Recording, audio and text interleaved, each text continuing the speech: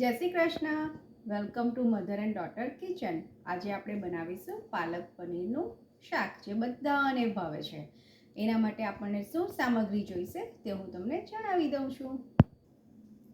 પાલક, પનીર, કાંદા, ટામેટાં, તેલ, લાલ મરચાં, હળદર, જીરું, હિંગ, ગાર્લિક, પાલક પનીરનો મસાલો, ગ્રેવી કિંગ મસાલો, મીઠું અને આદું. પાલકને આપણે સૌથી પહેલાં ધોઈ કાઢી છે અને હવે આપણે ચોપ કરી દઈશું. પાલક ચોપ કરીએ એ પહેલાં આપણે ગ્રેવી સાઈડ પર મૂકી દઈશું. તો એના માટે સૌથી પહેલાં થોડુંક તેલ લઈશું.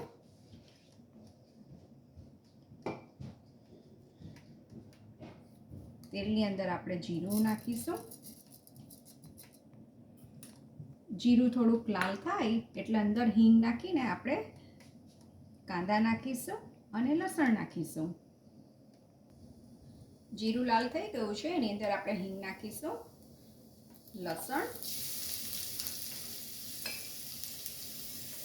કાંદા, કોથમીર પણ મેં એડ કરી છે, ટામેટા અને ગાર્લિક. બધું મિક્સ કરી દઈશું.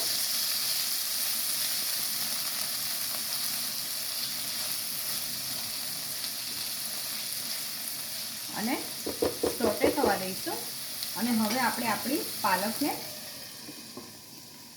ચોપ કરીશું. ત્યાં સુધીમાં ગ્રેવી પણ તૈયાર થઈ જશે. પાલકને બ્લેન્ડ કરી નાખી છે. બ્લેન્ડ કરતી વખતે અંદર 1 કે 2 આઈસ ક્યુબ નાખ્યા હતા જેથી પાલકનો ગ્રીન કલર કુકિંગ કરતી વખતે જળવાઈ રહી. ગ્રેવી પણ થઈ ગઈ છે, તેલ પણ છૂટું પડી ગયું છે. થોડુંક ઠંડુ થાય એટલે આપણે એને પણ બ્લેન્ડરમાં બ્લેન્ડ કરી દઈશું. ગ્રેવી આપણે બ્લેન્ડ કરી દઈશું. ગ્રેવી બ્લેન્ડ થઈ ગઈ છે.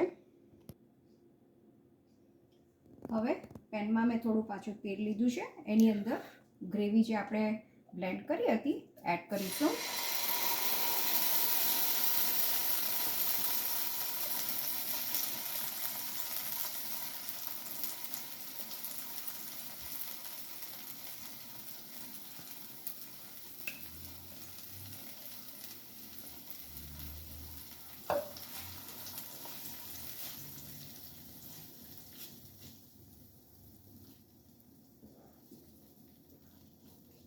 મિક્સ કરી દઈશું.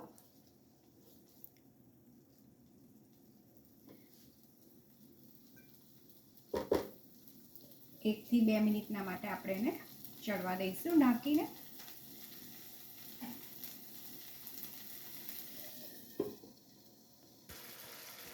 હવે મસાલા એડ કરીશું. લાલ મરચું,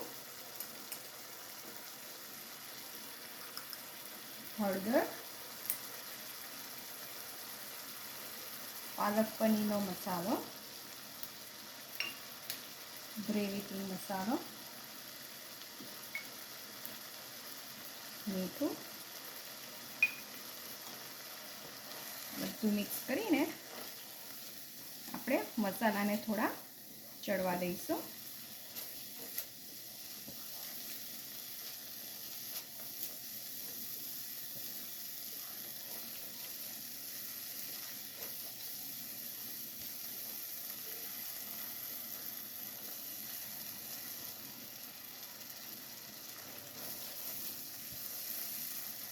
એક કે 2 પાલક એડ કરીશું.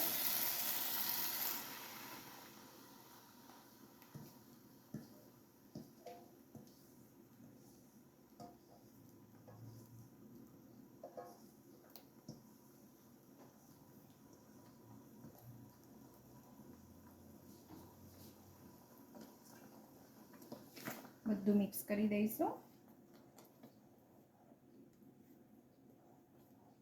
બધું મિક્સ થઈ જાય પછી પનીર એડ કરીશું.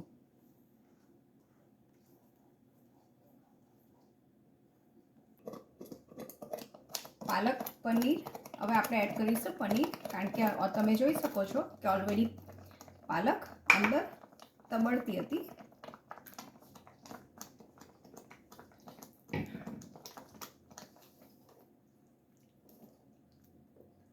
મિક્સ કરી દઈશું અને પનીરને કૂક થવા દઈશું. પનીરને બહુ કૂક થવા માટે બહુ ટાઈમ નથી જોઈતો, લગભગ 2 થી 5 મિનિટની અંદર તમે તેલ છૂટું પડી શકે તે જોઈ શકશો. That means palak paneer ready છે.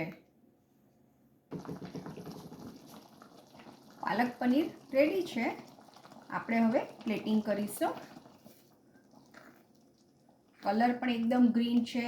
મેં તમને જે ટીપ આપી, આપણે આઈસ ક્યુબ નાખવાનો બ્લેન્ડ કરતી વખતે, એનાથી કલર જળવાઈ રહી છે. હવે આપણે પ્લેટિંગ કરીશું.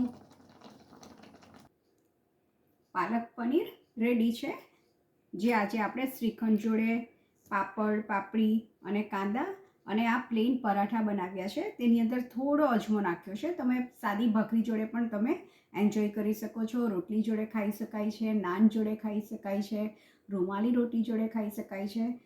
સો ડેફિનેટલી મારી આ રેસીપી તમે જોઈને બનાવજો અને તમને પણ સરસ જ સ્વાદવાળું રિઝલ્ટ મળશે. Thank you so much for watching. Thank you so much for your time. If you like my recipe, please do subscribe and share in your groups with your friends and family. Thank you.